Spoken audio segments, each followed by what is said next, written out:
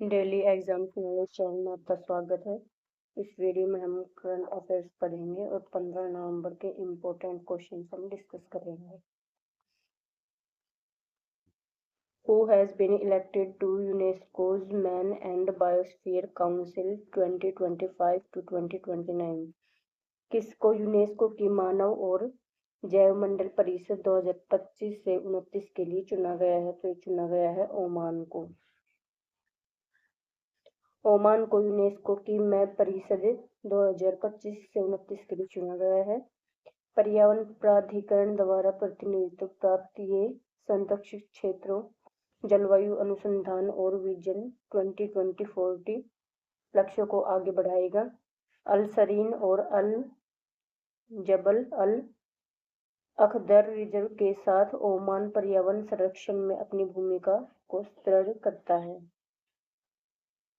Who launched the one-stop travel system UAE Bahrain pilot in 2025?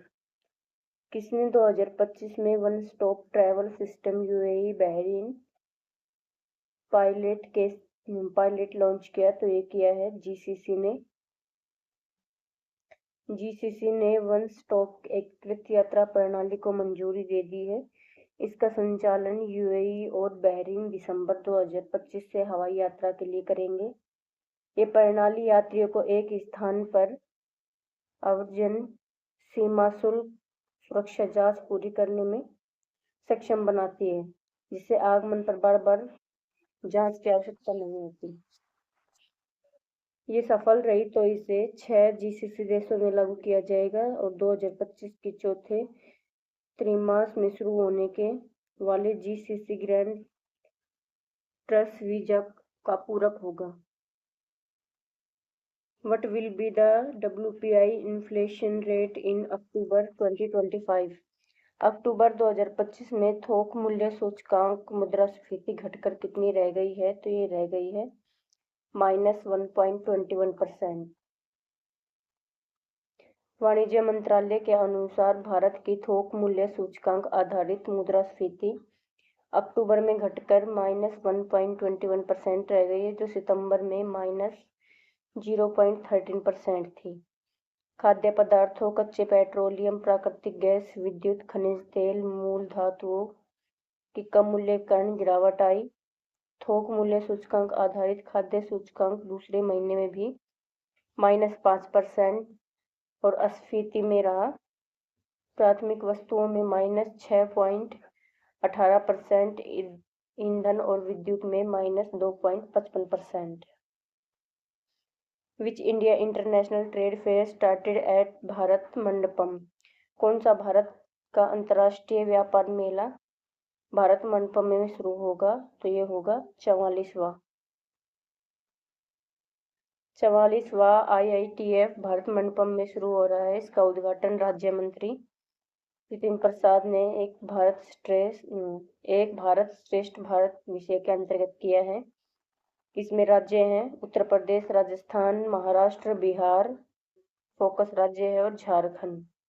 इसमें 14 दिन वैश्विक व्यापार आयोजन में संयुक्त अरब अमीरात, चीन, ईरान, दक्षिण कोरिया, मिस्र सहित 12 देश भाग ले रहे हैं।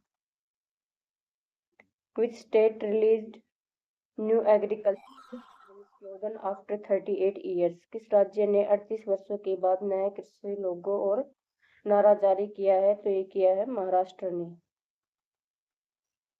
महाराष्ट्र कृषि विभाग ने 38 वर्षों के बाद एक नया लोगो और नारा जारी किया है, जो एक आधुनिक और भविष्य तैयार कर कृषि दृष्टिकोण का संकेत देता है। नारा है सतसेती समृद्ध शेतकारी। इसका मतलब है टिकाऊ खेती और समृद्ध किसान। ये लोगो कृषि में नवाचार, स्थिरता और समृद्धि का प्रतिनिधित्व करता है। A girl from which state has been selected for the elite US astronaut training program? किस राज्य की लड़की को एलिट अमेरिका अंतरिक्ष यात्री प्रशिक्षण कार्यक्रम के लिए चुना गया? तो ये चुना गया है आंध्र प्रदेश। आंध्र प्रदेश के निदादावोले की 17 वर्षीय कुंचला कैवल्य रेड्डी को फ्लोरिडा में 4 वर्षीय अंतरिक्ष यात्री प्रशिक्षण कार्यक्रम 2026 से 29 के लिए 36 देशों के 150 प्रत्याशियों में से चुना गया है।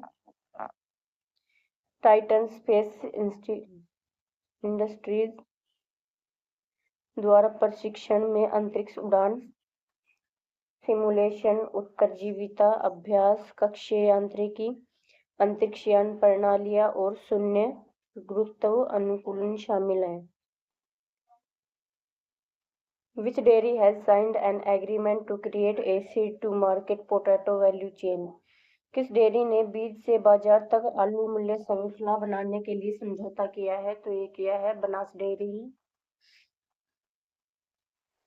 आलू के बीज से बाजार के एक एकीकृत मूल्य श्रृंखला बनाने के लिए बनास डेयरी और भारतीय बीज सहकारी समिति लिमिटेड के बीच नई दिल्ली में समझौता ज्ञापन पर हस्ताक्षर हुए।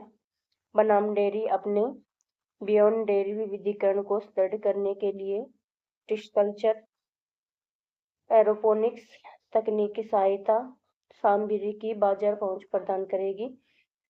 ये स्थान है अटल अक्षय ऊर्जा भवन, नई दिल्ली में।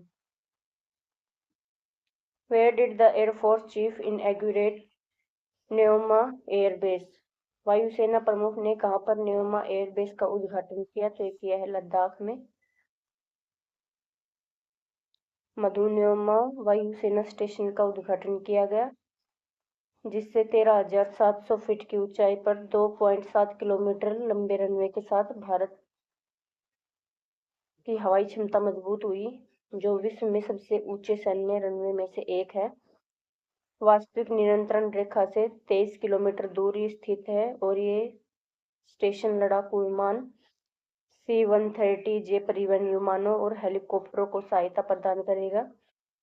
इससे लद्दाख में सांबरिक निगरानी और त्वरित प्रतिक्रिया में वृद्धि होगी।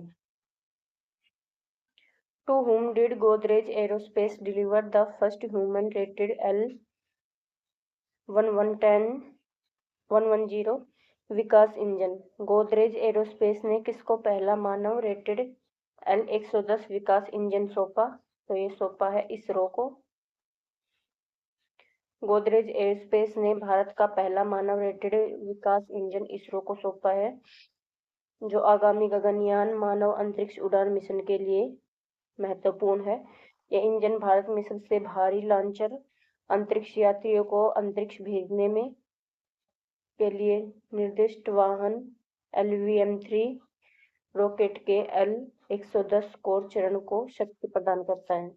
गोदरेज एरोस्पेस ने PSLV, GSLV, LVM-3 Chandrayaan, Mangalyaan और निसार मिशनों में योगदान दिया है।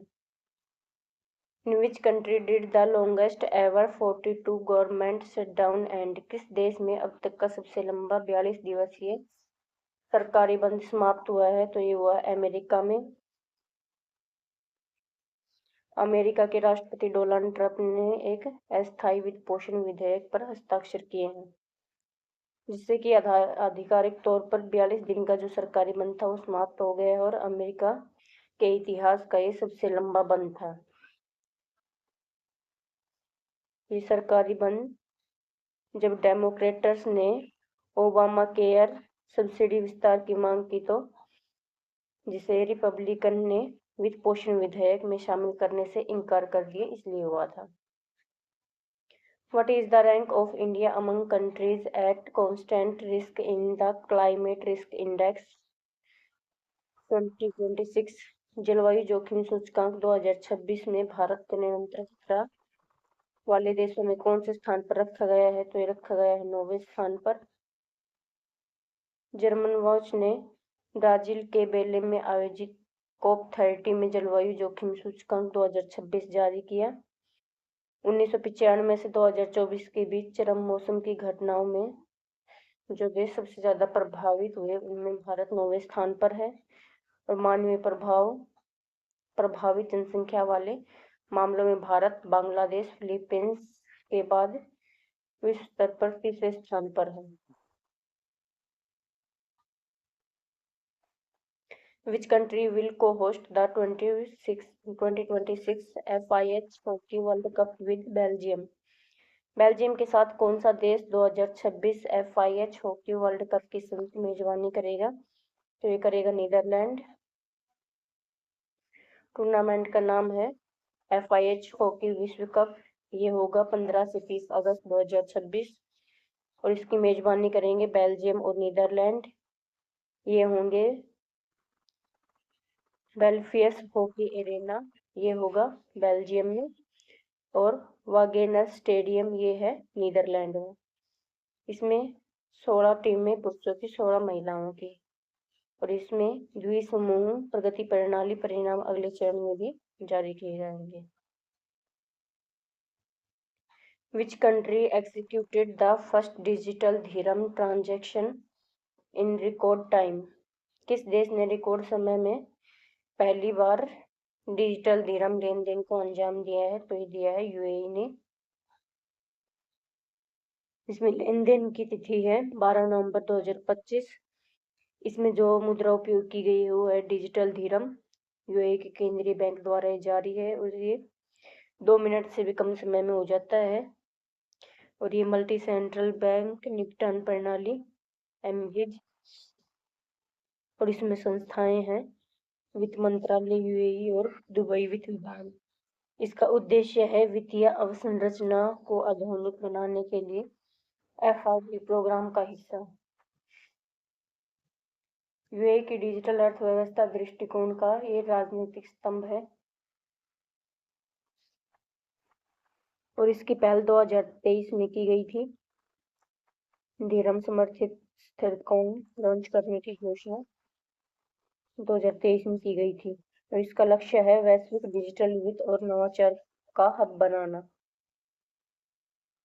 Who won the Bihar assembly elections 2025? Bihar विधानसभा 2025 में किसकी जीत हुई? तो ये हुई है बीजेपी की। बिहार टोटल विधानसभा सीटें थी 243, जिसमें बहुमत का आंकड़ा है 122, और इसकी राजधानी है पटना, और इसके संभावित मुख्यमंत्री हो सकते हैं नीतीश कुमार, और इसके राज्यपाल राजेंद्र अलेंकर।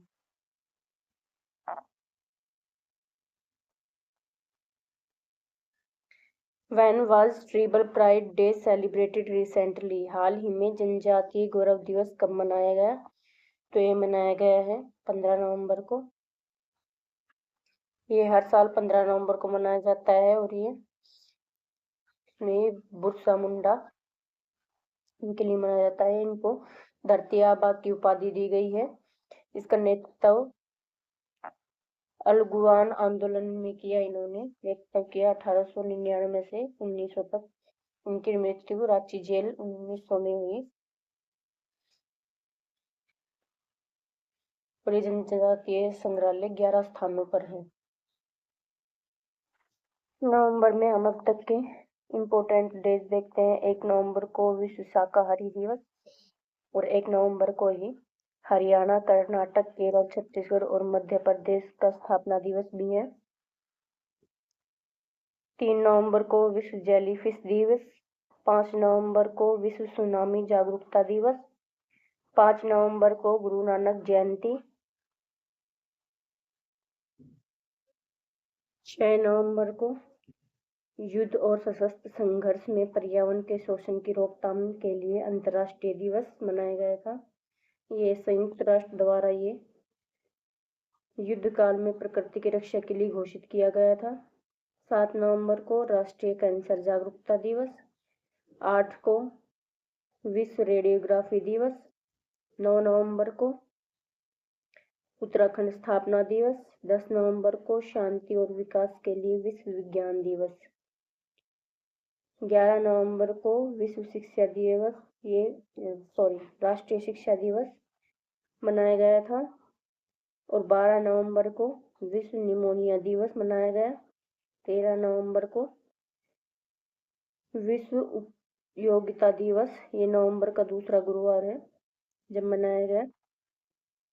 13 नवंबर को विश्व दयालुता दिवस, 14 नवंबर को बाल दिवस, ये जवाहरलाल नेहरू जयंती के दिन मनाया जाता है। और 14 नवंबर को विश्व मधुमेह दिवस भी मनाया गया और 15 नवंबर को झारखंड स्थापना दिवस मनाया गया।